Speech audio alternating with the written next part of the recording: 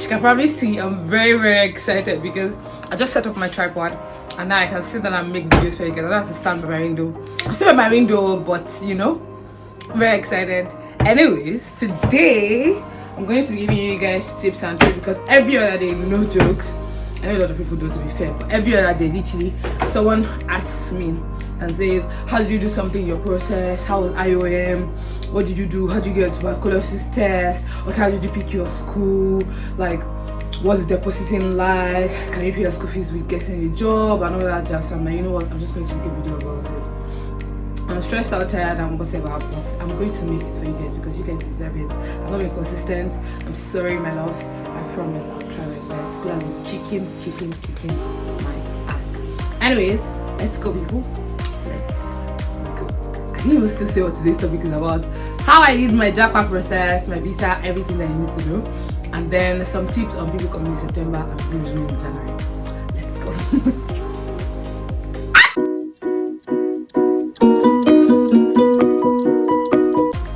I don't know why a simple Bluetooth remote is shacking my brain, but it absolutely is, and I'm excited.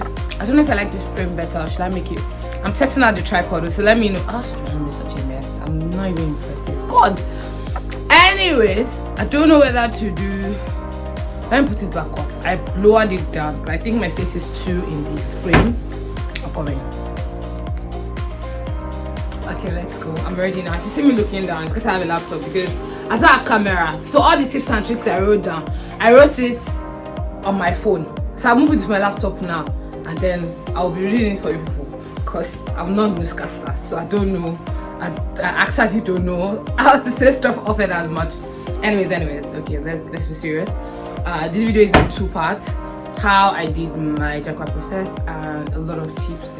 I have so many tips, you guys, for people leaving in September and people arriving in January, especially because I came in January. So this as the first step, a lot of people underestimate researching.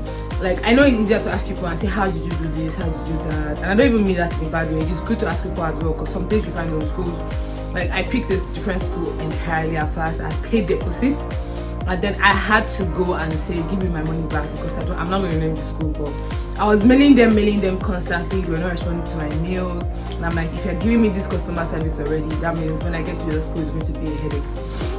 And I've heard just that the school is where we eventually totally great. So, and that was why I did actually go in September. And that's why I came in January, because I had done the process, done everything. I had started the year when my best friend would be like working on like schools to pick and all that jazz. And then all of a sudden, I'm paying deposit. I paid 10k deposit because I was trying to pay as much school fees, which is something I'll even get to. I was trying to pay as much school fees before I get here, and then you put no responding to me. She mad. Do you know how much 10k is in Naira? Sis, I beg, give me back my money. So that was how that went. Do a lot of research. I know it sounds repetitive, but do a lot of research. Anything you can find, top clinical schools, find their ranking, and then go to LinkedIn. The number of people I messaged that are Nigerians in Strathclyde are uncountable. I'm not even joking. Like, just go to LinkedIn, search the school, search for people, browse through people that have Strathclyde in their profile. That was for me. Browse through people that have your school. So let's say you're going to Nottingham Trent, or you're going to Teesside or anything. Browse through people that have that course in their profile. Message them. You even see people in your department. Message them. Ask them how it is, because it might look good on the outside, but department, maybe the school is not so great. So my school is great for business, marketing and all. I don't really know about the engineering capabilities. I can't answer questions on that. But like, if you were going to come to engineering here, find someone that did engineering, or is doing engineering. Ask them how it is, how the lecturers is. And people are more than willing to share information, because actually people don't ask enough information here. So when somebody asks you stuff, you are more than willing to give them as much details as they need on whatever it is they're asking you for. So ask people, go to LinkedIn, ask people, go to the school website. You even find they put some of their alumni, their full name will be there. Go and look for these people on LinkedIn or any social media you can find them. Go and look for them, message them, get as much information. In fact, it was people that was being pick school, because I wanted to go to Coventry as well. So I was going to do management and information sciences and all of that. I found people in the school. I asked them. They were telling me what was happening in Coventry. I asked about the socials. I asked about the how people are to black people, because let's not lie, it's a huge part of your experience here. If you're black, if you're not black watching this, your experience might be different, and if you're colored, your experience might be totally different as well. So it was a huge consideration for me. I'm like, how are the blacks treated? Are they nicer to people? Like, what's the vibes like? And to be honest, I got a lot of answers, and that also cemented my choosing the school that I chose. So please ask as much information as you can from everyone that you can find, in fact, and then tell people. So like now, if for people that have direct access to me, actually even if you don't have direct access to me, my socials is here. Message me. But I'm just saying that people that have direct access to me, so I might not be going to your school, obviously I'm going to one school, but I know a lot of stuff of what's happening here, and I've heard even gist about some schools. And then someone knows someone that always knows someone that always knows someone. Someone has messaged me from some of my videos here before, because I didn't know I was in Glasgow. They're not going to my school, but they asked me what hostels they should take, all that jazz, and I recommended the best I could. Somehow I knew someone that was even in one good hostel that was close to their school. I'm not very sure if she'll eventually take the hostel, but I know we've gone to like a back and forth of like, okay, take this one, don't take this one, don't take this one. And she has done research by herself. Don't go and disturb me people, and without you doing ground research, nobody will do ground research for you. But sound like you know what you're doing, and then you say, okay, these are the areas I'm trying to for you to give me info on, and then they'll let you know. I think I've spoken too much about this one point. On to the next, but I'm pausing first. Okay, point number 2 actually is to check your course content. Your school, like in both schools, for the Nigerians here, schools abroad, a lot of them have like details on what you're going to do in each of the courses. Check it, don't be lazy. Like, I know it's a lot of work, but check it, because you might find that the title is good. So let's presume you're doing business analytics now, but what courses are they teaching you about business analytics? Because my friend is trying to do business analytics here, and she found out that for a lot of US schools, their business analytics was focused majorly on analytics, doing data analytics, like finding pretty much a lot of stuff on analytics. But for here in the UK, she found that a lot of their course content had a lot of management, so it was half. But for US it was like 70-30, in fact 80-20 vibes. So they were teaching a lot of analytical stuff, because I think that's what sells in their market. But here there's a lot of managerial roles, a lot of business roles that I think sells as well. So like there was a large focus on the business aspect as well, which was what she was trying to look for. So find the course content, look at what you want. Even if I know we don't want to study, let's not lie, like, I like studying, I won't lie, but we might not, like, your main focus might not be studying, you might just be trying to leave the country, and that's fine, but you're paying money for this anyway, so you could as well get your money's worth. Like, find the course that you want to pick. In fact, and that's even better, if you know that is studying, your passion and anything, so you can do anything you want, anything you're interested in, just go and do it, like literally, and get your money's worth out of it, and get a whole new experience out of it, so yeah, you can do that. Check the courses, check, like, that will also give you how to pick the schools that you want. Also area, it makes the experience different for you, like really different. You always try to find people that you can relate to. Like, the people there might be really nice, like absolutely amazing folks. Racism might not be an issue, but because you're used to a certain lifestyle and then you're coming here, transitioning might be harder if you don't have people to help you transition to like living the way they live here, So yeah, area might matter a lot, and especially if you have people here already, honestly, it's very good to stay around where people that you know are, or you have reasonable access to them. You might not want to stay in the same city with them, because sometimes family members can be stressful, but stay somewhere that you can have access to these people, and you can go maybe like a 4-hour journey, a 5-hour journey, and you can with them, because it does get lonely at times. Like, there's the individualization thing that goes on here a lot. Like, in a long time I wanted to drop my key with someone, but I didn't know anybody in my house. Literally, like, the only person I knew in my house that I talked to in my house is my the person at the receptionist. We say hello to each other, I'm like, we can just that, and she wasn't on duty, so I couldn't drop my key for her. But normally in Nigeria, you drop your key for like your neighbor, you guys just and talk all the time. But I don't know anybody, I don't have access to anybody. I stay in a studio clearly, and yeah, I just don't know anybody in my house, and that's different. So it does get lonely pretty quickly, and I feel like I'm diverting a lot in this topic. But yeah, do your research on to the next.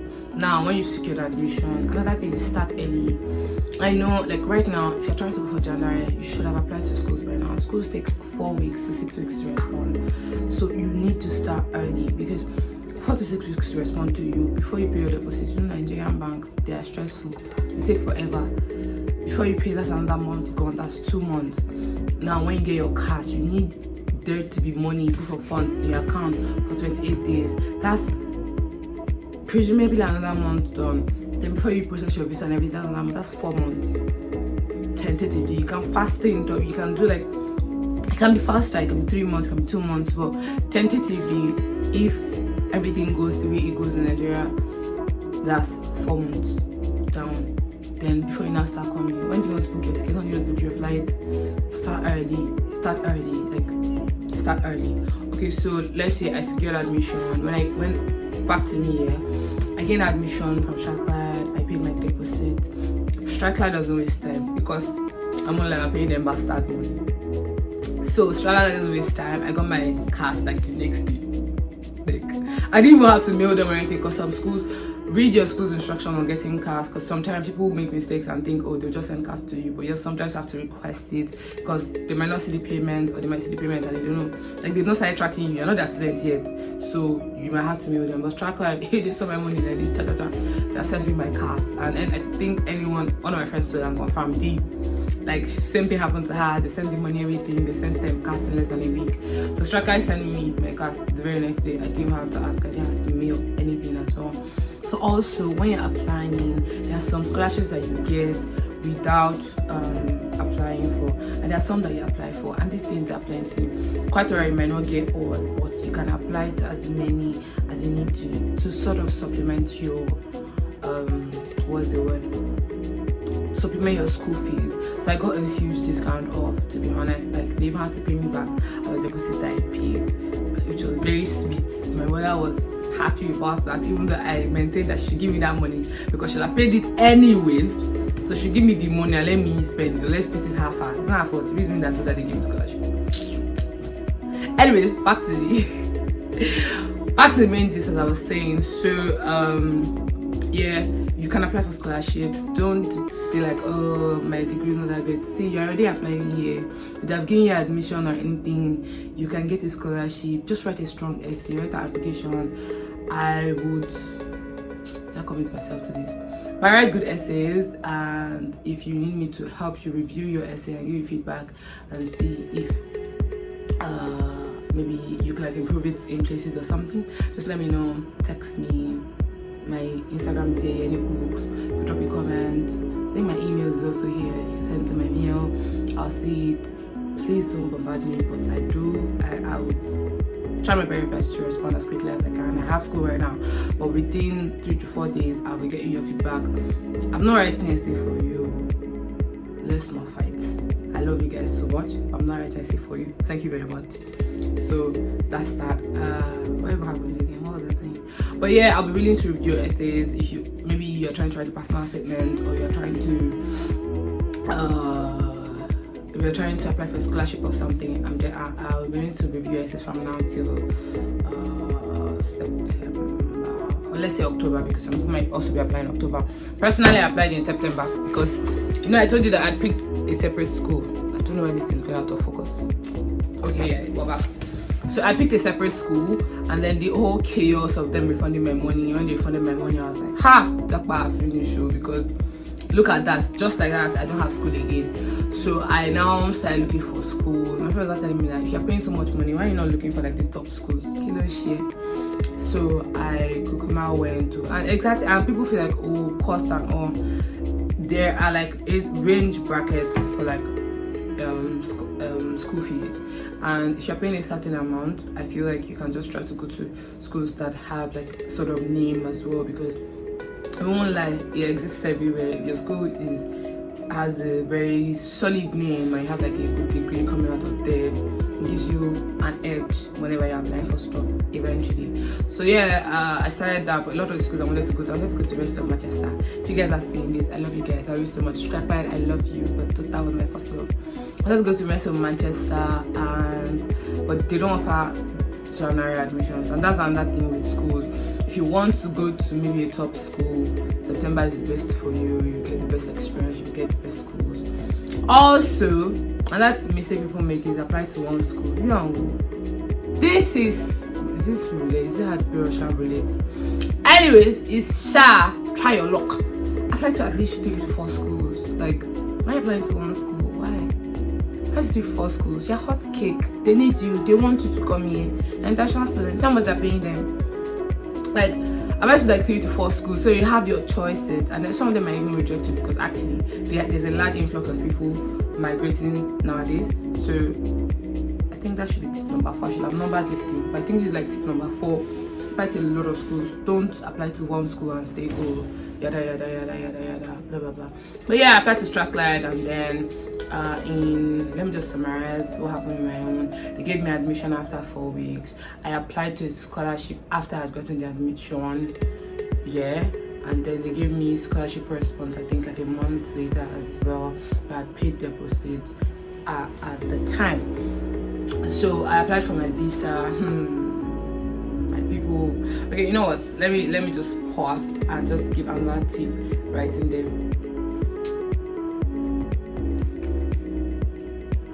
Okay, so I want to talk about that payment thing, because if you're paying from Nigeria or Nigerian banks, when you're already gone, don't even make the mistake. Give them like, and you know, from A is harder now.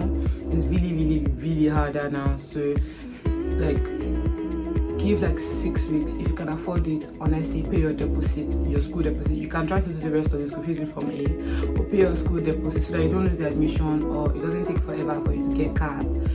Pay your school deposit with actual dollars that you can buy from the market if you can afford it. I know it sounds like so what's the government doing, this and that, but like, you are talking about your life here, your life. So if the deposit is 1K and you can afford it, buy some dollars and pay 1K directly. If you can't afford it, give substantial time within 6 weeks. So don't say like, let's say your deadline for payment is 2 months and then you've not paid deposit, you're waiting to the deadline and waiting for a Nigerian bank. There's queue in from here now, so it takes like 2 weeks to get off the queue, like 2 weeks to get in that processing. So it takes like 6 weeks for a payment to get there. Like, when are you going to start processing your visa? When are you going to get your cars? When are you going to apply?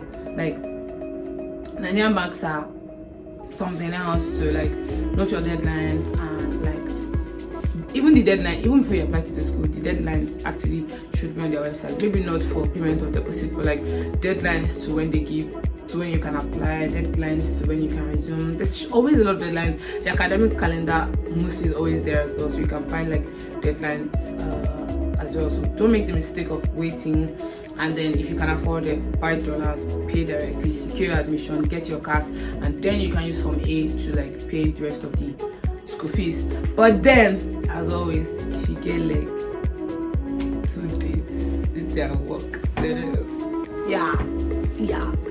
Okay, so yeah, simultaneously, yeah, another thing that you can do if you try to pay your school fees using Form A and you know it's going to take like about 6 weeks, check your school's CAS policy. Some schools take longer to issue CAS, some don't, like my school. So if your school doesn't take too long to issue CAS for you, immediately you try to pay using Form A. Put your proof of funds as well for 28 days. Just put it. There are some people that provide proof of funds in quotes. I'm not sure that's like, I'm not saying that that's what people do, but there's some, it's like I heard that it happens, so that you can ask those guys to put your proof of funds already for you, so that immediately you get your school fees is seen and you get your CAS. That's right, like within 1 month. Your 28 days for the proof of funds. Like, for those that don't understand, proof of funds is like your the rest of your school fees, balance of your school fees and living allowance. I think that's like 9 to 50. I'm not sure exactly, but 9 to something, and in pounds converted to your local currency, and you have to put that there for 28 days to show that you can actually afford to be in the UK when you come. So you can just put that ready. Your 28 days is ticking, your school fees is getting paid. Just try to do the maths as well, like, and instead of waiting, then when you now get cash, you now have to wait 28 days. You can do it simultaneously, parallel, let them run together, and then you can then, like, immediately you get your CAS. That's confirmation of acceptance of studies, I think. Yeah, actually, I don't think that's the truth, because I've said it, I think, a lot. But that's it.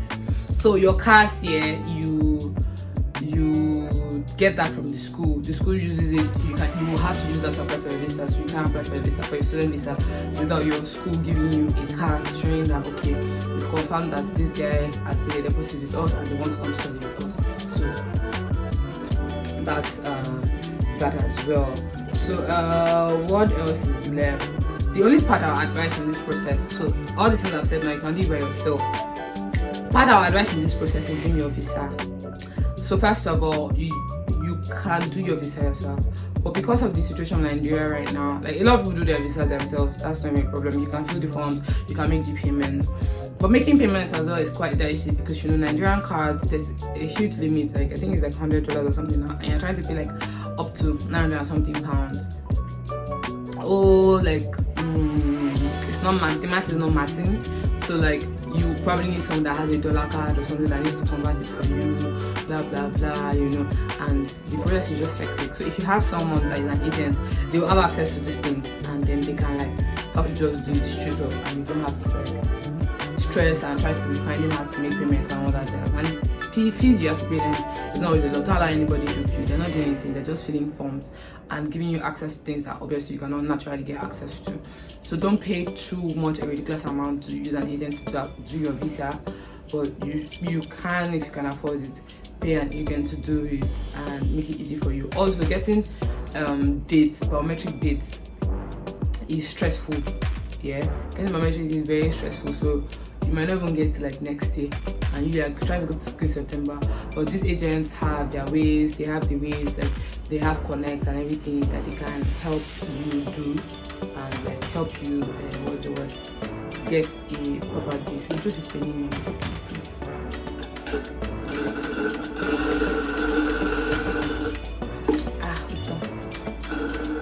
Okay. Alright, so right now I've set the process here.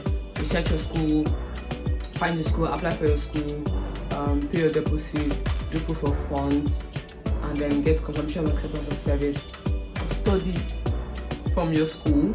When you get that, you fill your visa. This you can ask for external help. I personally don't do it because I think you should. It's a lot of work. To be honest, you can do it yourself within 3 days. Fill the forms, confirm the forms are correct. And then, to be honest, everything that you find on the form that you don't understand, you just Google it. Someone has explained what you need to do. Yeah. So you can fill the forms. Then you now have to search for which cards that you're going to use to pay for the thing. So I think that's really why I don't know that way to it, because if you have direct access to me, I will help you. You're welcome anytime. Okay. So what else? So when you do your cash, you fill the form, you get research, you can do your biometrics. Biometric doesn't take time at all. It's like 10 minutes, everything, then they'll capture your face. And that's it too. And as long as you follow all the instructions on the visa thing, where you have your money ready, you fill the forms correctly, you have your proof of funds, like you've shown that you can live in the UK for the duration of your course, you've shown everything, there's a very good chance that you're going to get your visas and you're going to roll out. Like, literally, very good chance. So yeah, that was literally what happened for me. Visas now, they don't do fast track again, so they're not doing again. But at the time when I was trying to do mine, because of COVID and all that jazz, so that was actually when they didn't stop the fast track. So I had to wait 3 weeks. It's 15 working days, so 3 weeks like this was complete before they brought the thing to me. Yeah, and they just delivered it. Actually, you can pay for the UV. You can go and pick it up at the visa office where you do your biometrics. That's like, but really far away, you can pay for the UV. So that's why it all depends on you, to be honest. Okay, so I think that's that about the process. I'm gonna get a visa, you apply for, you book your flight. Booking flights, my friend just literally booked Emirates yesterday, and she could transfer to them in Naira, so that was very good. But she could transfer to them in Naira, which is very good. But for other flights, like I use British Airways, I had to pay my dollar card, which is another good tip that I'm bringing your way. I had to pay my dollar card, and yeah, I just paid directly. But of course, you have to source your dollar yourself and put it in your bank account, and then it's not like Nigerian bank will give you dollar. So that one thing. And yeah, so if you're trying to pay, you may have to go to their office. But British Airways does like straight flight is 7 hours. The service can be shitty sometimes. They're good sometimes. The food is not great on the flight. In fact, all the flights, their food is not great. But Emirates is good. Emirates has one stop in Dubai, and then they bring you to the UK. What was that one? Qatar has one stop in Doha, then they bring you to the UK. I think Air France and Co, they need you to do like transit visas. So if you are not willing to do all that stress, again, you can just use Qatar, Emirates, Turkish, or British Airways. British Airways can be quite pricey, except if you book far ahead. So yeah, that's if you've had like foresight, you've mapped out a solid plan and put contingency because of Nigeria, yeah. And then you have like you're booking like maybe 2-3 months ahead, of course. cheaper rates. So yeah, that was pretty much the process for me. So now you are here, you're coming, you're getting ready to come, you're getting your visa like this in your hand. These tips are for you. Oh no, like this thing, it be like interview. But for a lot of the people I'll complete it, but I'm tired. I'm talking for like 10 minutes straight. I'm tired. So you are going to watch me eat this thing first. You know, like I'll be eating it, I'm giving you more tips. But you're coming already, and you're like trying to you are trying to get like stuff. I'll put links of like the UK website so you can see visa details, and then like some other websites that I might find useful, I'll put them down here. But let's say you've gotten your visa, you're getting ready, excited and all that jazz. So first off, don't pack too much clothes. You know your style will change. Cause like except if it depends on your style in Nigeria anyway. Because there's a large possibility that or back home wherever like you are, to be honest, because now at this point these are generic tips. My own process, the process I just narrated was peculiar to me and Nigerians, so acting is drier than the Sahara. Well, let's say it's sweet. Sweet, drier than the Sahara, but very sweet. Okay, all the same. Yeah, these tips are actually quite generic. People coming. First off, don't buy too much clothes. I don't buy clothes here. If you're a very distinct person that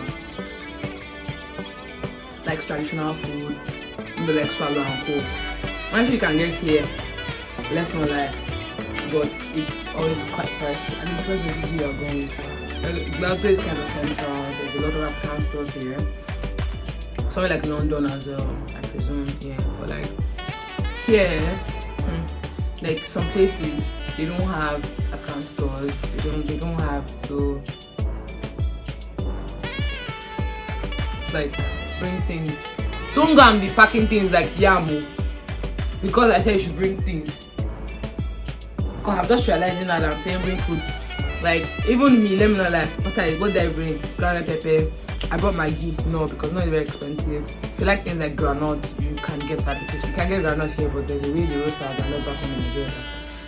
Very nice. You can bring things like kilishi to like help support. You can be like chin chin, kuli kuli and other jazz. People that like that. Those things are like quite Nigerian snacks. But like whatever snacks that are particular to you from home, being that because you will miss that a lot. Like because there's access to like a lot of snacks and everything that is like you can find in supermarkets. But like the traditional snacks that you have at home, bring those a lot. Ingredients like ogbono, egusi. Like the dry ingredients, you can bring loads of that as well. That's if you eat it a lot. Personally, I don't. So to be honest, eventually I brought egusi now. I've eaten it once and I had to call two of my friends to come to my house and cook for them, eat it, and then send them home with takeaway. And my friend, they're enjoying it, honestly. I'll probably do that again sometime soon. But like I literally, because for me, when I'm cooking a lot of Nigerian food, I try to cook in bulk. So, me just by myself eating one large pot of egusi, it's not adding up. So I called my friends, we ate, we had a good time, we just there, and that was fun. And yeah, so if you don't eat it a lot, don't bother, you not eat it, because there's actually, for some people, I adapt quickly. My palate is not too bad. Maybe some foods I might not like, but like, I will find something to eat. But if you are a very picky eater or something, I really like Nigerian food, please, just bring all the things that you like. Because my sister said that there's nothing you cannot eat. I am a picky eater, but I still find things to eat. Yeah, so like there's a lot of things that I actually have a long list of things I will not eat, that I will not touch. But I also like, I can't find anything to eat. Like I've adapted my whatever, my palate to suit their taste now. Like whenever I eat somewhere, people will be like, oh, it's so bland. But me, my mind is okay. It doesn't taste bland anymore. It's like that. But it was just okay. It doesn't have to, it's not Nigerian food, it's not African whatever. So it's not maybe African, Indian, Mexican or something. I'm not expecting too much spice or anything. So like I've accepted it. But people be like, ah, it's so bland. It's not even nice.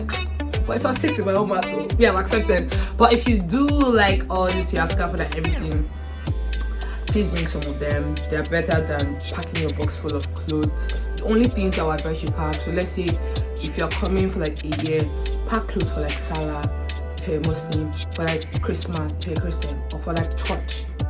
Pack those ones.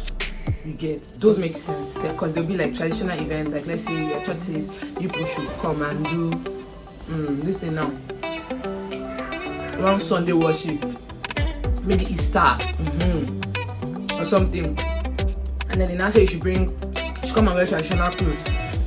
I don't have, so bring all those, like some of the nice things, not all, maybe like 3-4 outfits that look traditional, because some could also invite you for a wedding. What we do here, I'm telling you, last Salah I wore a shirt, in fact this particular shirt, that's what I want to go and pray. I was so sad, I felt so sad because I'm like, I don't even have Salah sleep. Anyways, I did throw back on my former Salah clothes. That's what I did.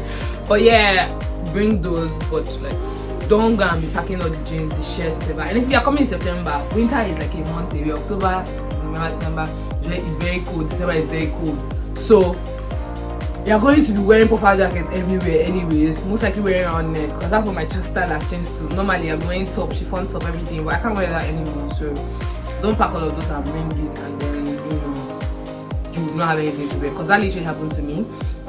I brought stuff that I liked, my favorite things in quotes, but like I don't have where to wear them to right now because the summer is not summer in Glasgow. Glasgow is ridiculously cold, so like I actually don't have anywhere to wear them to. Anyways, I think I've just stayed for too long on this topic, but yeah, pack very minimal clothes, pack food, because you have limit of like 23 kg on most flights, 30 kg on some flights, but 23 kg, 2 boxes 23 kg on most flights. Some flights is even 1 box of 30 kg. So confirm your flight allowance from your baggage allowance from the flight you're booking as well, then pack accordingly, because if you make that mistake, better buy scale or the normal bathroom scale you're using as to measure your box so you have an idea. Because if your box is heavier, the amount that you pay, your eye will see per box. Maybe they will ask you to bring $100 for your extra luggage. You want to cry. So pack accordingly. Okay, so buying winter jacket here, me I'm biased about that, because actually the winter jacket I bought, I don't be using it. I don't like it. It's very heavy. I was just chunky.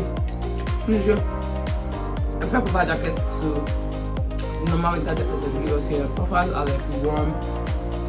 It's puffy and annoying sometimes, but like they're very warm. So I prefer to buy a puffer jacket if you can, or you can just come get here. But if you are coming in the cold season, Bongo, you need at least one to come with, because the cold can be ridiculous. Glasgow is very cold. In fact, Scotland, going to anywhere in Scotland is very, very cold. Don't say no when you look at my distant P on camera.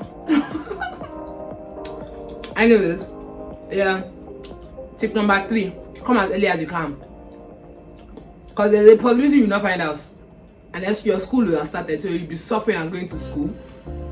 And school work can get really, really, really intense here. So you'll be going to school and then trying to also hustle to find a house. Looking for a house is not a small task. It can take you over a month. So when you're buying your tickets, be hustling already, be calling people. You can use websites like Zoopla, Rightmove, On the Move, what's the name of this one? Spare rooms to get like shared accommodation. Like use those places to find accommodation before you come. Sort your accommodation out. Don't be one of those people that will say, oh, I know someone that knows someone. Don't know anybody, oh. Sort out your house before you come. Sleeping on the streets in the cold is not funny. Sort out your house before you actually come here. It might be difficult. You might have to stay in an Airbnb first. You might have to stay in an Airbnb first. You might have to stay in a hotel first for a couple of days. I had to stay in Airbnb for a month. I actually have a video talking about my hustle with D. I'll link that in the comments here, and then you can go and see it, bro. I made like a collab with D on my hustles on house hunting and pretty much how that's been here, so you can watch that as well. So yeah, sort out your house situation before you come, like when you get your visa immediately. In fact, before you get your visa, because of course if you've done everything right, there's a high possibility that you're going to get your visa. So yeah, when you get your visa, what's the word? Start looking for your house. Even before they start looking for a house, a lot of houses are available for rent by September 1 already, because they know people are coming. So you should have started looking for a house. In January, it's even difficult to get a house because everybody is taking out the good houses in September. So you now have a house. In January, you're coming. And then there's also specific student accommodations. Student accommodations are good because everybody here gets students. It might be pricey, and then you may have to share house with people. But it's good though. I was saving me. I don't have. I was saying maybe I'm just suffering. Wasting my money. My parents student accommodation, and they might tell you that you need to pay 6 months rent. You don't have guarantor, or pay everything outrightly for a year. You don't have guarantor, or if you have guarantor, you can pay monthly. Even normal house renting can be like that as well. A lot of them might not need guarantor. If you are renting houses normally, they don't need guarantor. If you are coming, they already find if you give them proof that you're a student and show them your visa and all that jazz, they might not. And then if you have someone on ground that can help you check that's in your city, and then you can make friends with people. Honestly, all these things there, you can literally just tweet it or something, or know someone on Twitter, or know someone on Instagram that's in your city. I'm telling you, people are willing to help you check places and see it and see if it's good before you even pay for it. So network as much as you can. Try to find people, they will do these things for you. So yeah, sort out your accommodation. Come early if you can. I know Nigerian process stresses you out that you might have to come late, like a month later or 2 months later. That's fine, to be honest. It's okay. It's not your fault. I know. But if you can, come early so that you're settled in. You found a house. You've done everything you need to do. You have a bit of time to even explore. Because my course, I hit the ground running. Orientation started on Monday. I had my first class on Thursday. I had a deadline on Monday. You have to make a video with 4 random people that I'd never spoken to in my life, and then we had to bond, make the video, make it look good, and submit it. It was one of the most challenging things ever. Like, in fact, I didn't have time to process all the sadness I was feeling. I've left home. I was thrown right into work. So yeah, try to settle in like a month, 2 weeks, or even a week before you come. Immediately you get here, apply for your insurance number because it takes forever.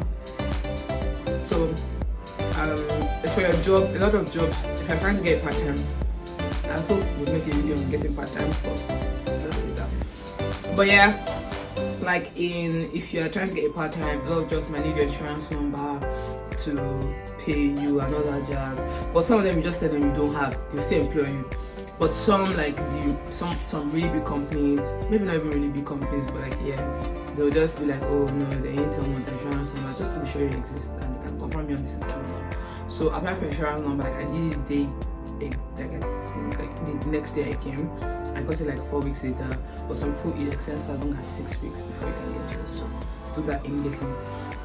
So if you need a job, also start searching for when you're living in Nigeria already. Once you go to your visa, start searching for part-time. You can do online interviews and come and resume here. Pro tip: if you have a job in Nigeria and it is really good, you might not necessarily have to quit it. If you can, relocate to it because it helps with cash inflow. I know converting whatever you're earning in naira might not be so great in pound, but it's something.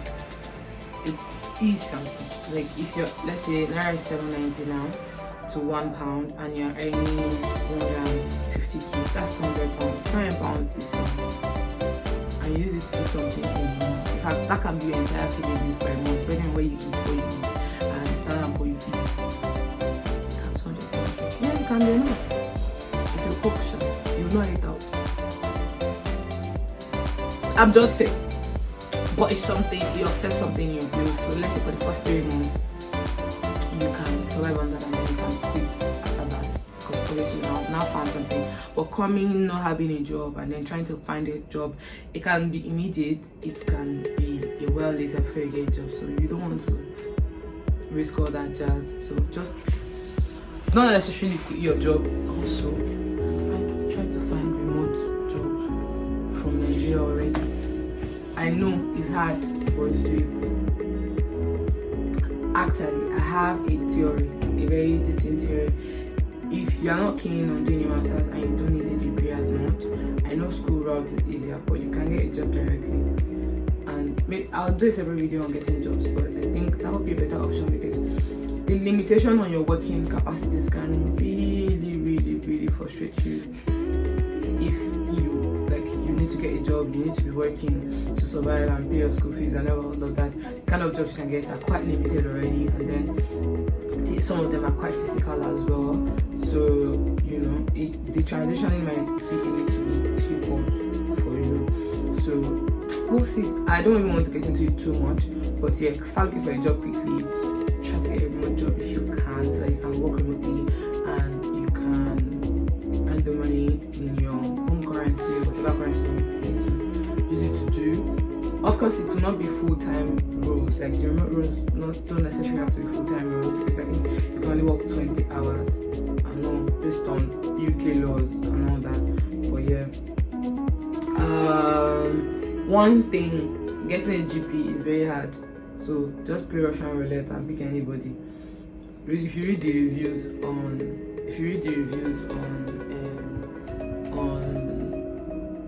Google, all the GPs, they have problems. And I think it's aftermath of COVID. I think Brexit as well. We always discuss this in class because the effect of like how people move out, and then COVID. What I want to say, like COVID have an effect on people as well. So why you doing my video? Don't call me. What is it?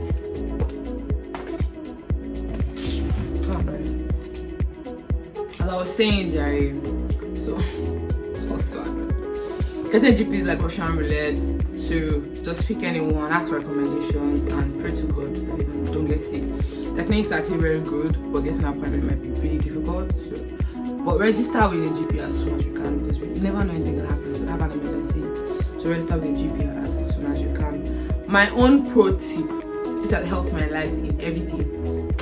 Honestly, open a DOM account before you come. If you're Nigerian, open a dollar account or a pound account before you come. And the reason is, it's very easier for you to get money. I can use your DOM account card anywhere. I use GT. Shout out to you guys. I used to work there as well, so shout out to GT.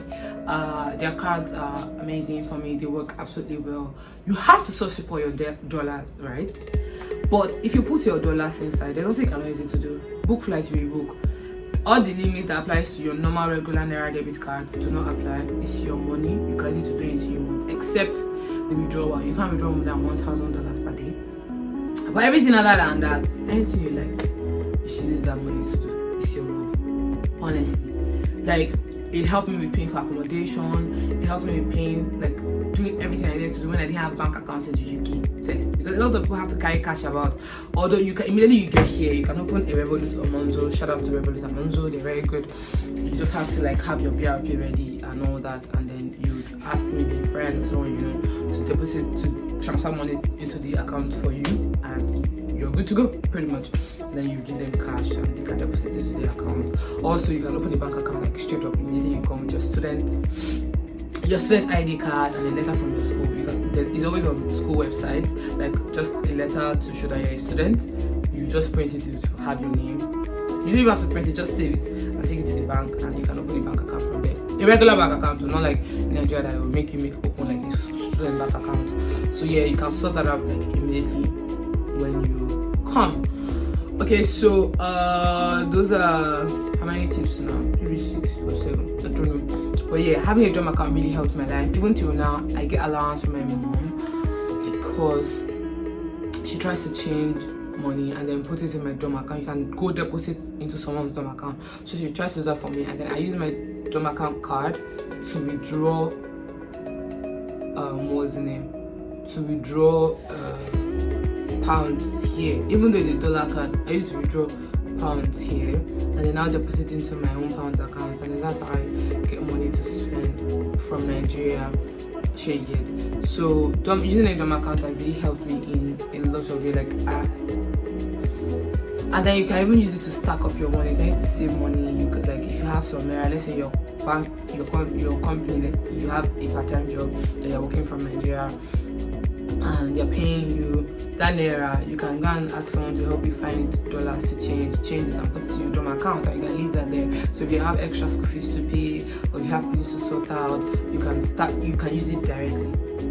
Like, honestly, if you can't open a dumb account, put some money in it, and you can use it to withdraw anywhere. Like, I held cash when I was coming, because I mean, cash is king, so you need to hold cash. But yeah, open a dumb account, guys. Like, GT works, Access works, Zenith works, Stanbic works as well.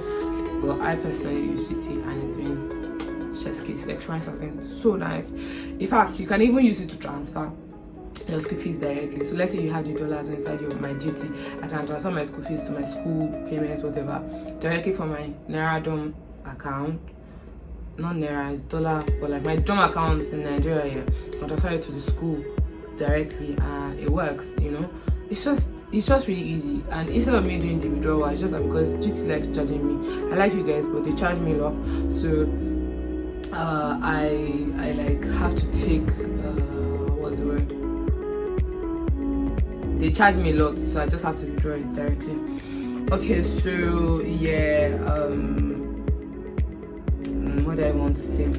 They send discount on almost everything. Like, the student discount on almost everything. Anything you're doing, there's student discounts, and try to get student discounts on your deals. If you want to buy clothes, get student discounts on them. I think there's a bed by my window. I don't know why people don't want this video to succeed, but it's a lie, because what is this? I'm not supposed to stand and chase this bed. Oh yeah, go, please.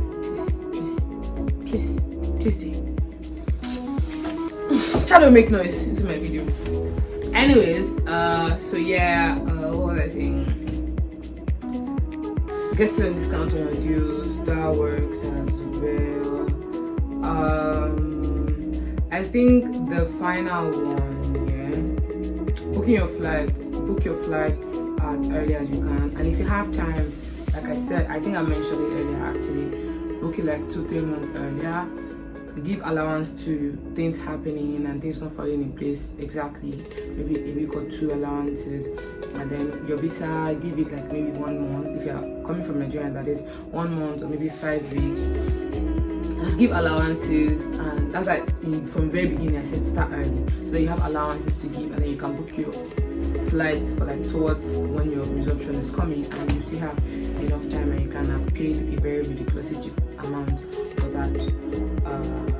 Yeah, so no, the final one before I actually go is that final one. Yeah, let me see if I have any more tips. I've said using your Nigeria Dom account, everything.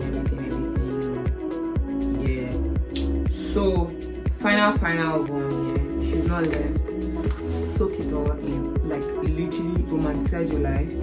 I know that word is overused and everything, but soak it in, make videos, make memories, like soak it all in, have a blast. I mean, I'm glad I had a blast, but it wasn't on purpose. I'll have had more fun and had an absolute blast, because that moment, this pre-leaving moment, is never going to happen again. Even if you come to Nigeria, half the people that you probably normally hang out with or chill with, they're not at home. Like me, like if I go back with my sisters, are not at home. It's just me. I'll just be seeing my mom. Home is not how it used to be, you know. And how I put it, half my friends have relocated as well in searching for greener pastures, just to be like, you get like. So even if I go back home, the things I had, everything that was in place, it's not going to be there again. So this pre-living moment that I'm living right now, this is what it is. Of course, you make better memories. I've had awesome memories over the course of the year being here. Let's not lie, that's really good. But at the same time, I'm saying soak that moment in, because that's one of the last moments that you will have of that particular setting, that particular social circle that you probably have. Those particular people, in fact, your family being the way it is right now, that might be the last time it will be that way. So yeah, soak it all in. Enjoy it now as you're preparing to leave. Enjoy it, like, and document it if you can. I'm a sucker for romantic documenting stuff, and I'm so glad I made so many videos. In fact, multiple times. My end of the year video that I made for last year 2021, because 2021 was actually a very good year for me. I'm thankful, alhamdulillah. Like, the end of the year video that I made for that year, I watched it multiple times because how happy it makes me. It's like, oh my god, I had so much fun. I mean, I'm still having so much fun here, but the fact that that moment might not have, I don't even know if I'm coming back to Nigeria. And even if I do come back, it can't be the same. Half the people in the videos that I'm talking about, in fact, there's a particular picture, 5 of my core friends from uni, everybody has scattered. Everybody has scattered. And we're all in Lagos together. Everybody has scattered. Like, literally everybody in that picture, it's not there again. Nobody is in Lagos again. So if I go back to Lagos, it might be a good time. I still have a couple of people there, but no, it won't hard up like that. So yes, soak it all in. Understand that the decision might not be the best at first. When you get here, it might be really difficult. If I'm getting stuff done, it might be really hard. Let's say you want to open the bank account and they're frustrating you. Just bear it. And then, like, I think there's that, they've been saying this a lot more on social media, like, don't expect that, oh, just come to your abroad to solve all your problems. Of course, they will not. There's better chances, there's better opportunities, but doesn't mean that it's so easy as well. The hustle is real, like, people have to come here to hustle as well, like, hustling. So it might not be just a straight, easy process, you get. So, like, it might be hard. The first few months for me was soaked with school, and it was very, very, very hard. Like, I was soaked with school. I was going out as much, but I was crying almost every night. I was going out a lot, so I was having fun, but I would get back home. I'm like, I was so sad. So yeah, that's that about that. Yeah, it might be hard, you might be sad, you might miss home. Leaving home might be so hard for you, but yeah, it gets better. It does get better. Try to network as much as you can. Try to make friends. Even before you come here, it's easier. Like, when you come here, message people. Like, people also want people to talk to. Some people will want to be obviously, everybody's not gonna be nice, but like, message people, text people, talk to them, link up with people, tweet it out that, oh, I'm here. If there's anybody that is here and needs a friend or something, you know, like, go to your classmates, talk to them, pretend that you guys are already friends. Because actually, I saw that tip somewhere that the best way to make friends with someone is to pretend you guys are already friends and just carry along with that, and then you guys will fall into sync. Except you guys are not meant to be, then yeah, well, the friendship will scatter. But more likely than not, just treat them like your friend already, and then you guys will become friends, you know. So yeah, try your best. It might be hard, you might feel super lonely, because I still occasionally do sometimes. I have loads of friends because I'm talkative, obviously, because this video is like probably 20-something minutes long, and I've been talking to myself since, so I'm quite the talkative here, but like, I have a lot of friends. I know a lot of people here as it definitely can be as much as the people, the community are spending a lot of time building in Lagos here, but I do know quite a number of people that I can talk to, maybe not necessarily in a deep connection that I have with a lot of my Nigerian friends, but like, we are cool, we are like, I can hang out with them, we can have fun together, you know, there's just that jazz as well. So, but you adjust eventually, you find your happy place. Don't like dwell too much on it, and don't let some experiences cloud your entirety of how the city or wherever you are is. And then sometimes it's okay to hate the city you are in. It's temporary. You would wrap up in a year or two and then your country and you live there, but don't let that cloud that I really hate this city. But for me, that goes super cool. That last hyper fixated on that and said, you know what, that was so cool, I hate it here, blah blah blah blah. You know, you just try to adjust. You can bitch about it and complain about it, but don't let that be a clip of my entire experience here. That's just what I'm saying. So yeah, that's about what I'm actually. I think that was pretty much it. If you have any specific questions you want to ask me, I don't have comment in IOM that you do your job. I think I forgot to mention that you have to do your tuberculosis test. But yeah, part of the process before you apply for your visa. I don't have connect in IOM. I don't have agent. I don't know anybody. Because half the time I did a lot of these things myself, and I think I have connect. I have anything. I can get you an agent and all, but not directly. So if the person do anything wrong, you can't hold me responsible. There's that. But yeah,